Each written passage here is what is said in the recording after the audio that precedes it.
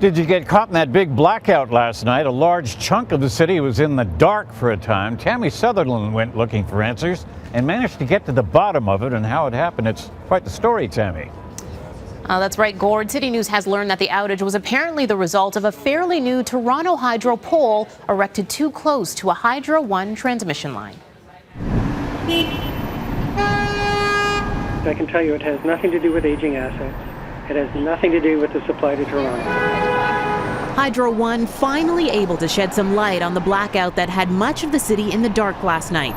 A Toronto Hydro pole too close to a Hydro One high voltage line in Etobicoke caused a short circuit that shut off the lights at about 9 o'clock. A minimum clearance between the distribution line and the transmission line was encroached upon, and that prompted the short circuit. This is how it normally works. Hydro One supplies Toronto Hydro with power here at this transformer station near Kipling and Bloor. Toronto Hydro then uses that power to light up the west end of the city. Hydro One supply never got here, plunging more than 120,000 customers into darkness.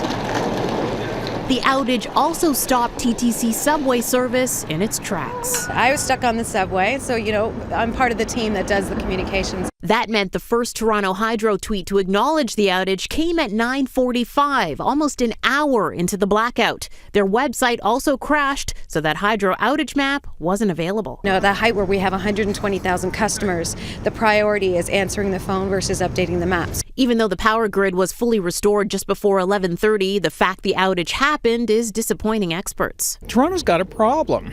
We don't have a transmission network feeding our city that is really up to snuff.